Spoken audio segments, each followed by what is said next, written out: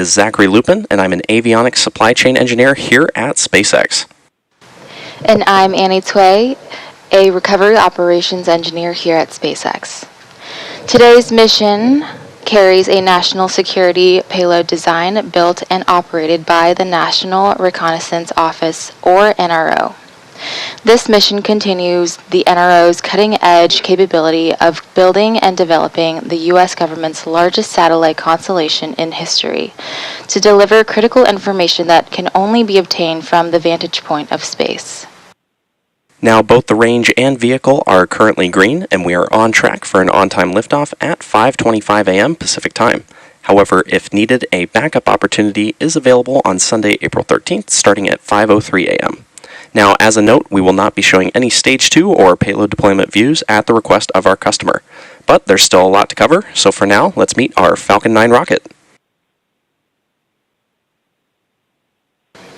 Falcon 9 is a two-stage rocket developed and manufactured by SpaceX, known for its safe, reliable, and cost-effective access to space. Engine chill has started. Good call out. Engine chill has started. It is also the first orbital-class rocket capable of reflight. In fact, this will be the 24th flight of the first stage booster supporting this mission. Together, the Falcon 9 and Falcon Heavy have completed 468 launches overall. Today, the booster will be attempting to land on our drone ship, Of Course I Still Love You, which is currently stationed out in the Pacific Ocean. Now, recovering Falcon 9 boosters for reuse helps to drastically reduce launch costs, helps increase launch frequency, and enables a wide array of new government, commercial, and scientific opportunities in space. Stage 1, RP1 load is complete. Good call out there. Lowering the cost of access to space is helping take humanity's next steps into the solar system, whether that be LEO, GEO, interplanetary, or even deep space. When the costs are lower, government and commercial customers can launch more missions, which helps accelerate development. This also helps commercial satellite and private research customers afford to launch more projects to space, which helps stimulate innovation here on Earth. Missions like SpaceX's Transporter and Bandwagon rideshare programs help make access to space even more affordable by sharing the cost of a single launch across many customers. Reusability is the key innovation that is making space more accessible for the industry as a whole. Now back to the mission for today. Both the weather and the vehicle continue to look good for today's launch, just about 5.5 minutes from now. Now coming up shortly, the Transporter Erector, or TE, will retract away from the Falcon 9 rocket. The TE is the large truss structure you see there next to the vehicle. First, we'll see the clamp arms open around the Falcon 9 second stage, and then the strongback will recline away from the Falcon 9 rocket. Falcon 9 tanks are pressing for strongback retract. Good call out there.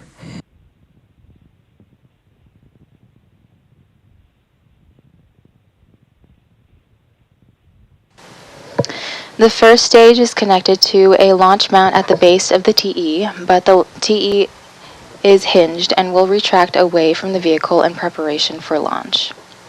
You may hear the TE referred to as the strongback retract has started. And there you have heard the strongback has retracted, starting to retract. The strongback from the launch does a lot of heavy lifting in the lead up to launch. It is designed to transport, raise, and support Falcon 9 in the launch pad. The TE is also equipped with umbilicals, or flexible lines, that are used to route the vehicle's fluids, power, and telemetry from the ground systems to the rocket and payload until Falcon 9 switches to internal power and clears the pad. Now, at this point in the countdown, both the first and second stages are nearly fully loaded with 1 million pounds of rocket-grade kerosene fuel and liquid oxygen. Both the first and second stages will finish propellant loading about a minute apart from each other, with the first stage finishing up at the T-minus 3 minute mark, and the second stage finishing up at the T-minus 2 minute mark. Now, as you may have noticed, there are white clouds forming around the vehicle. Those clouds are comprised of the chilled gas above the LOX tank that gets vented overboard to maintain pressure in the tank as needed. And when that vented oxygen mixes with the warmer California air, it condenses into the clouds that you see there on your screen. Now, at the T-minus 60-second mark, Falcon 9 will be in startup. This means that the rocket's autonomous internal flight computers will have taken over the launch countdown. And just inside of T-minus 2 seconds, we'll light the Stage M1... 1 LOX load is complete. Good call out there. Just inside T-minus 2 seconds, we'll light the M1D engines for liftoff. The payload continues to be healthy, and the Falcon 9 team is tracking no issues on the rocket. And the weather is still looking green, and the range is ready to support our T0 of 5:25 a.m. Pacific time. And with that, we're proceeding into the last minutes of terminal countdown.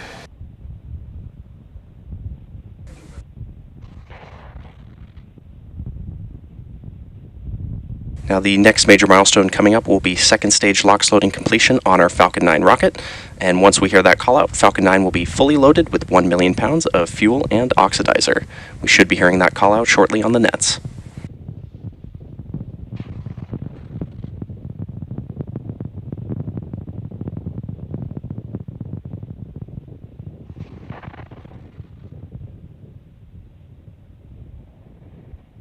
At the T-minus 1 minute mark, we will be hearing a call out that Falcon 9 is in startup, and this will mean that the... Stage 2 LOX load is complete. And there's that call out for Stage 2 LOX loading completion.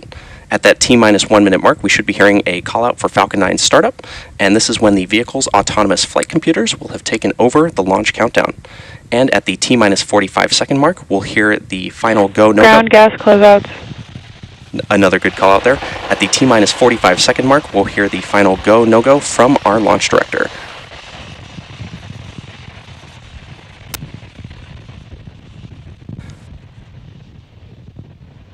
In just about 10 seconds from now, we should be hearing that call out that Falcon 9 will be in startup.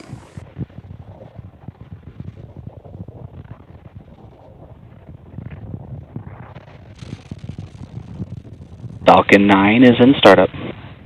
And great call out there. We're just waiting for the launch director to give the final go for today's mission.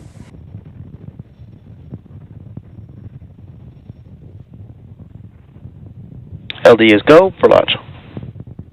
At T-minus 40 seconds, all systems are go for the launch of our Falcon 9. So let's sit back and listen in to the final countdown.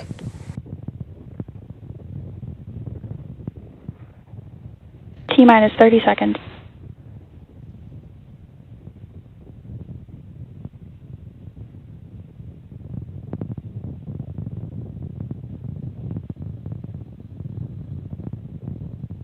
T-minus 15 seconds. 10, 9, 8, 7, 6, 5, 4, 3, 2, 1. Ignition. Liftoff of the Falcon 9. Go SpaceX, go NROL 192.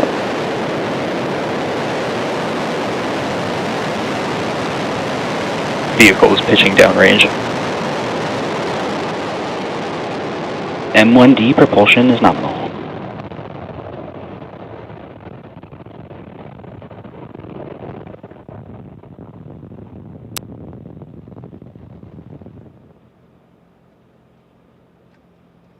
At T plus 30 seconds and counting, Falcon 9 has successfully lifted off from Slick 4E at Vandenberg Space Force Base in California. Now, in case you're just joining us, this is the NROL 192 mission for the National Reconnaissance Office, and we just had an on-time liftoff today at 5:25 a.m. Pacific Time. Avionics, power, and telemetry nominal. Good call out there. Coming up next, the vehicle will be passing through Max Q. Falcon 9 is supersonic. The vehicle will be passing through Max Q, which is the point in the mission profile where the vehicle experiences the greatest amount of aerodynamic pressure as it ascends through the Earth's atmosphere. Max Q. And there's that call out there for Max Q. Coming up next, we'll have several events happening in a quick succession, starting with MECO, followed by stage separation and SES-1. Main engine cutoff, or MECO, is where all 9 M1D engines shut down to slow the vehicle down in preparation for stage separation, which is where the first stage separates from the second stage. Following this, the MVAC engine on the second stage will light, which is called out as second stage start 1, or SES-1. Now this engine burn lasting... Stage 2 engine chill. Good call out there. This engine burn, which will last several minutes, will propel the second stage and the payload to orbit. And in addition to these major events, the fairing halves will separate about 30 seconds after SES-1. So keep an eye out for all of these events coming up in about 20 seconds from now. And as a reminder, we will not have any views of the Falcon 9 second stage or the payload at the request of our customer.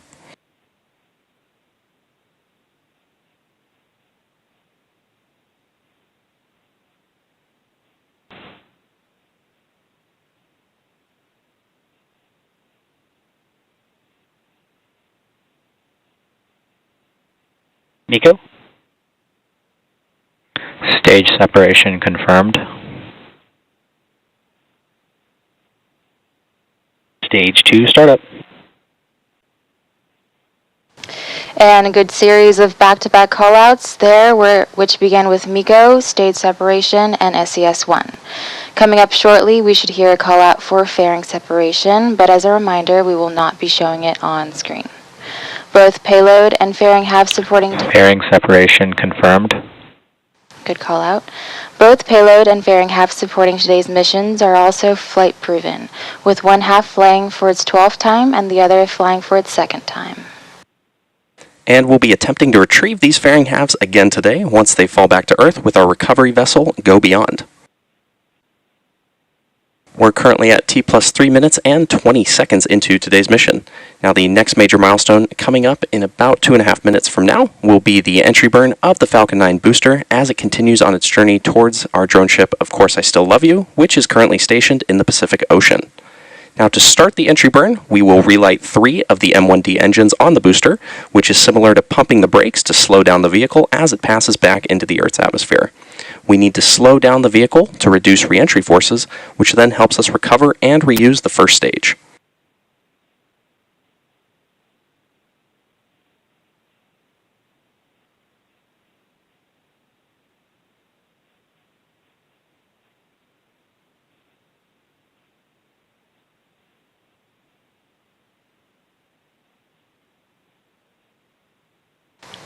During the entry burn, Falcon 9 is decelerating by firing its Merlin engines, but it's still moving really fast.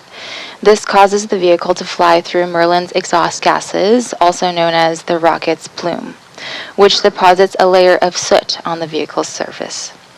That soot comes from the carbon-based fuel that Falcon 9 uses, which, with each flight, the soot builds up a little more on the outside of the vehicle. Reusability is key to lowering the cost of spaceflight, which enables more investments in critical space infrastructure. The Falcon 9's first stage that is supporting today's mission is performing this entry burn for the 24th time today. The payloads fairing supporting today's missions were also flight proven. Again, first one flying for its 12th time and the other for its second.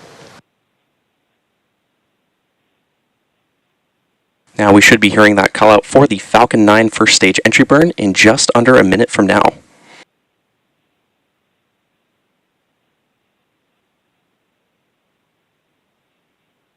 And as a reminder, keep an eye out for the telemetry of the vehicle at the bottom left-hand corner of your screen, showing both the speed and altitude of the rocket.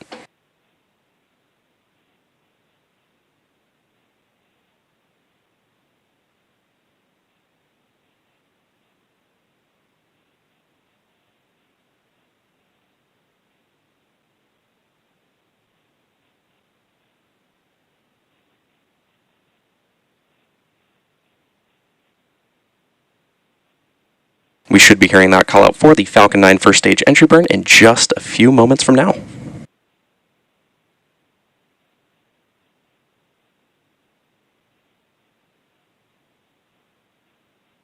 Stage 1 entry burn startup. And great call out there for entry burn startup. This burn is set to last about 20 seconds and again is slowing down the vehicle in preparation for its final burn and landing.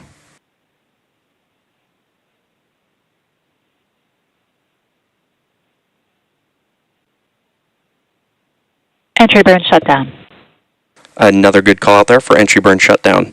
Coming up next will be the first stage landing burn, which will start about a minute from now. The Merlin engines on the Falcon 9 first stage are optimized for sea level, and these achieve 190,000 pounds of thrust each during ascent and descent. Stage 1 FTS has saved. Good call out there. At liftoff, Falcon 9's first stage has thrust greater than 5 747 airplanes at full power. Now, the 10th engine on our rocket stack, the MVAC engine, located on the second stage, possesses a much wider nozzle and is optimized to 220,500 pounds of thrust in vacuum.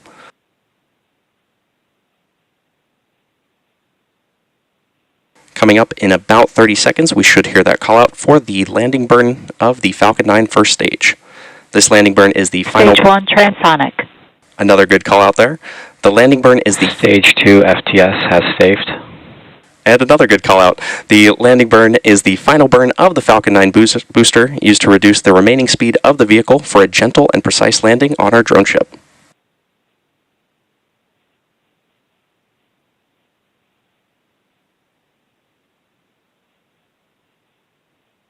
Stage 2 is in terminal guidance. Stage 1 landing burn. Good call out for landing burn start. We are now waiting for Falcon 9 to land on our drone ship Of Course I Still Love You, which is stationed in the Pacific Ocean. Landing leg deployed.